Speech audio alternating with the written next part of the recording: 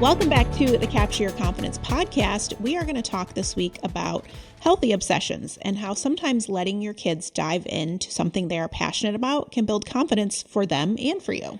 I don't know what it is about our generation that struggles with obsession, but I remember being a kid and like wanting to spend all of my time doing a thing. And when I was growing up, it was like I was allowed to spend time doing the thing I really wanted to do as a reward or for some small portion, but I wasn't allowed to just make it be my whole identity.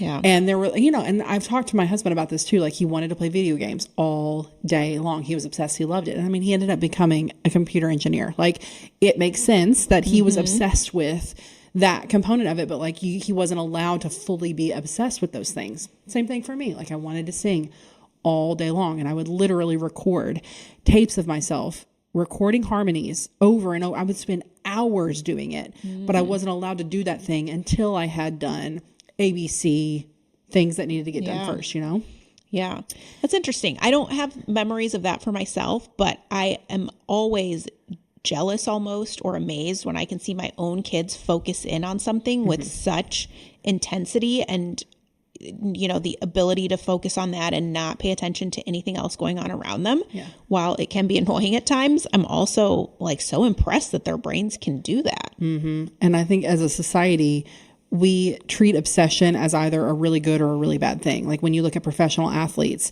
if you look at the way that kids, when they were growing up, they became professional athletes because they had this level of obsession. They literally were just thinking about it and doing it and putting in the reps all the time versus obsession in the respect of, addiction, and so then there's like the negative side of it. So we really don't have this mid-ground respect for what obsession could be for people. Yeah. And I would argue that this season I have leaned into letting my kids explore their obsessions, and it's radically transformed my relationship with them to the respect that we're not fighting as much as we ever used to fight because I'm simply letting them do what they want to freaking do. Yeah. I mean, I think kids naturally fixate on things that light them up. And that is how they start to figure out what their passions are, what they like, what they don't like. And I think the more that we can allow space for that to happen and see what unfolds, the better, we're doing a service to them. Yeah. And I think the tricky part becomes you as an adult learning to sit with the A, story, and B, discomfort of them doing that thing over and over again. And there are so many examples we both can give about, having to let go of, what they're doing in the house in order to, and tolerate that discomfort of it not maybe being the peaceful environment that we want it to be because they are regulating themselves and figuring it out. Yeah. And they're building a skill, and that we always say competence leads to confidence. Yeah. And so the more that they're able to do something and get better at something and build up their own confidence in it, that carries them through so many other parts of their lives. So let's give them some examples of obsessions with our kiddos and what's going on. So what's happening in your house these days? So we have a lot of soccer things going on, and both kids, my son a little more so, but both kids very into soccer and wanting to, their coaches have been harping on them in the off season to be doing some training at home and be doing foot skills and agility and speed and all these things. And, it's indoors. So they have been kicking soccer balls, passing soccer balls. We have this speed, agility, footwork ladder thing that they're doing. And the amount of times that I hear a soccer ball hitting some part of my house has increased over the last several weeks. And just sit and think about the level of discomfort that you have to tolerate to let your kids kick a soccer ball against the wall. Yeah. On so many fronts. It's the auditory situation. Yeah. It's the fact that it costs money to replace drywall and what the fuck. It's, it's so many components of this. Like it requires a massive level of training for you to tolerate the discomfort of them exploring their obsessions. Yeah. And, kids are loud. All kids are loud. I think boys might be like a notch or two louder on some given days. Mm-hmm.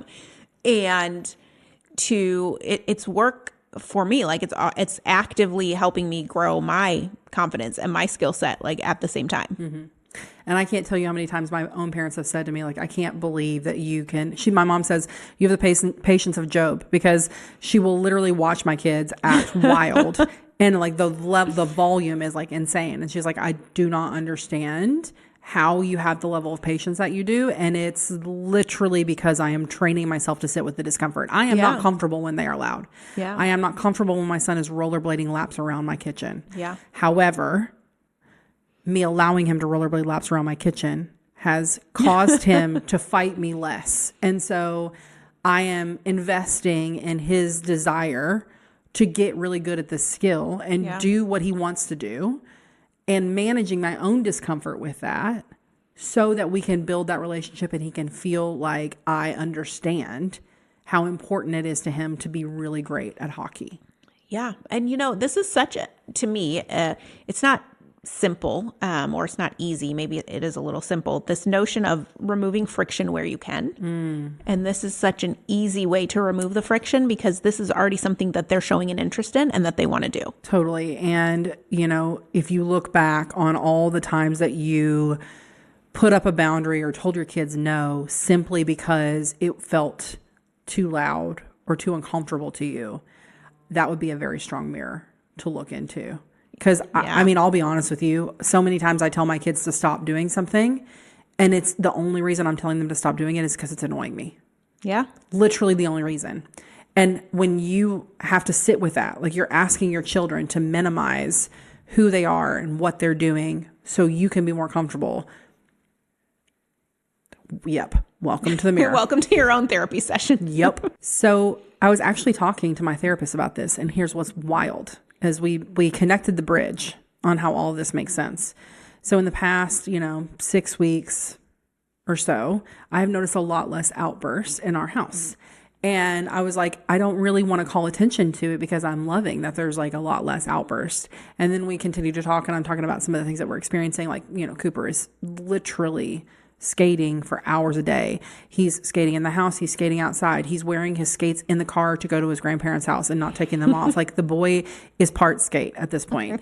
And she was like, oh, I wonder if there's a connection there between him spending time doing the thing that he's obsessed with and a lower level of outburst in your household. And I'm like, oh, winner. I am absolutely noticing that correlation. And I think it's partially because I'm leaning into letting him do what he wants to do. But she brought up a really good point that I had never considered, which is that when your kiddos have an obsession like that and they're channeling physical activity with it, they are literally learning how to regulate themselves. They're using that thing they're obsessed with as a regulation tool, which is like the most incredible combination you could potentially ask for. Yeah. And when you think of it that way, and you think of the times where you would have stepped in the way of that, well, no wonder, right? That's their one way that they have to kind of cope with everything that's going on. And then here we are, not intentionally, but we took it away. Yeah. And it's a healthy physical thing that they can do. They're not, sure, is it loud? Sure, is it chaotic that he's like skating laps around my kitchen? Yeah, it is. Do I love that? No, I don't. Am I realizing that he's physically moving his body, doing a thing that he wants to get better at, putting in work, and also, working on building skill at the same time? Like, these are all great things. And I'm potentially the roadblock just because I don't want to deal with the skate marks on my floor or the noise in my house. Yeah. And, I always try to think the risk and the reward.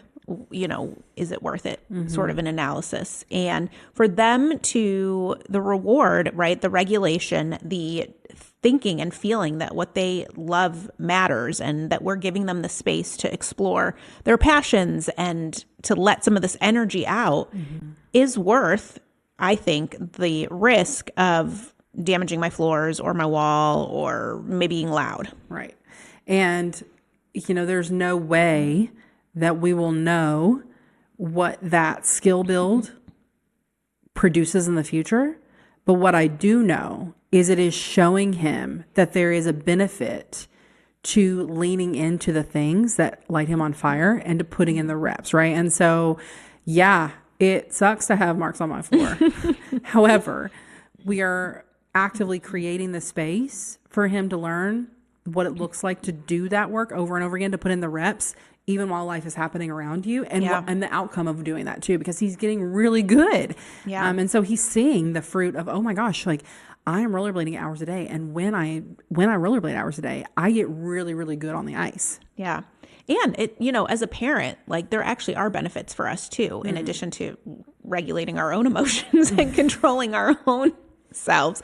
But it really just lets you kind of trust your instincts and grow as a parent, because you could also be judged, right? Someone could come over and be like, why are you letting your kid whack that soccer ball You will be judged. into your walls? And why are your child rollerblading in your house?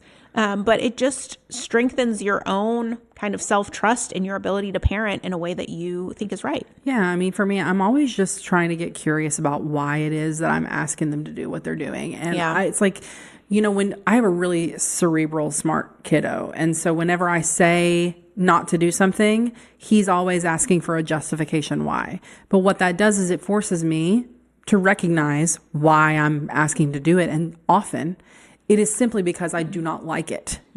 And that's not a great reason to ask someone to stop doing something. And, sometimes, and listen, we all have our limits. Like there's the threshold that I'm willing to endure, and then like I'm dysregulated and I can't, right? Yeah. And that's that. But that's not really a great reason to ask someone to stop. Like, are you being unsafe? Are you being unkind? Is something else bad going to happen? These feel like fair reasons to ask someone to stop doing it. To ask someone to stop doing it simply because it's annoying. Yikes. I mean. Yeah. Have you ever seen that video where they take old parenting sayings and have the kid try to fill them in? Because I said so. Yes. Like that's what that reminds me of. Like, how cool is it that if we were to pitch that phrase to our kids, their natural response wouldn't be because you said so. It's so funny to me because if I even were to use the phrase because I said so, I am certain that my son would literally be like, and who made you like the foremost authority on anything? They would truly laugh in our faces. He literally would. He literally would. But I am so excited to watch what happens from this era of obsession for the kids. And if anything, I've just learned that when you give them the space to do what they want to do, if they're not hurting anybody, really great things come off the tail end of that. And their willingness to commit to something and put in the reps, and the dawn. It's like the realization that, oh my gosh, when I put in the reps, I can get better. And watching them catch that bug and become obsessed with trying to like build mastery in whatever they're doing. Yeah. That's it. Like that's what's going to make them successful in the future, Yeah. Because, there may be a day where, it's not soccer, it's not rollerblading. Yeah, but it's something. Yeah. And that skill set is going to transfer no matter what the thing is. And so, it might be really uncomfortable to hear soccer balls blasting against the wall, or for me to have to jump out of the way when it's roller derby in my living room. I do know that what I am doing is giving him the space to build those skills, and that's pretty sweet too. Yeah. And what a great thing to know that you're building their confidence and yours at the same time. Winner, winner, chicken dinner. Yes. We will talk to you guys soon. Bye.